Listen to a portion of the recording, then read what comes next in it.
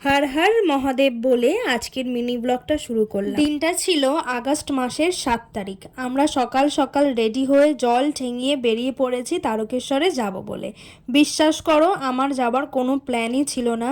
রাজও ভেবেছিল এই বছর যাবে না।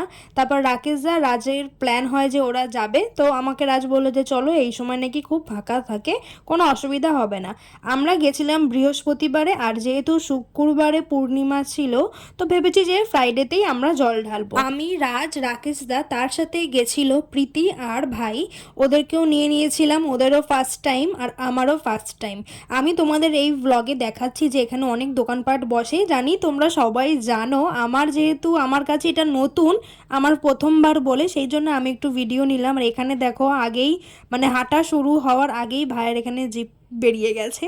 যাই হোক, তারপর আমরা স্নান টান করার আগে খেয়ে নিয়েছিলাম, তারপরেই আমরা স্নান করলাম। যাই বলো না কেন, যে কোনো তীর্থস্থানেই ভগবান না ডাকলে কিন্তু যাওয়া যায় না। আচ্ছা, তোমরা যারা আমার এই মিনি ব্লগটা দেখছো, তোমরা যদি গিয়ে থাকো তারকেশ্বরে এরকম হেঁটে জল নিয়ে, তাহলে কিন্তু অবশ্যই আমাকে কমেন্ট করে জানিও তোমাদের এক্সপিরিয়েন্সটা কেমন ছিল। আমার এক্সপিরিয়েন্স কেমন ছিল দাঁড়াও আগে হাঁটা শুরু করি, তারপর খাওয়া দাওয়ার পরে যখন গঙ্গায় স্নান করলাম, একটা আলাদাই শান্তি পেলাম। আর এখন বাজে প্রায় 4:45, আমরা এখন হাঁটা শুরু করলাম, দেখি কতদূর যাওয়া যায়। আমরা হাঁটা শুরু করলাম, তারপর একদম প্রথম মানে থেমেছি সেটা হচ্ছে কাশী বিশ্বনাথে গিয়ে।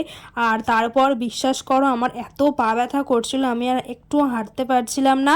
আর আমরা একটা জায়গায় দাঁড়িয়ে একটু কিছু খাবারও খেয়ে নিলাম। শেষমেশ আমরা গন্তব্যস্থলে পৌঁছালাম, তারকেশ্বর।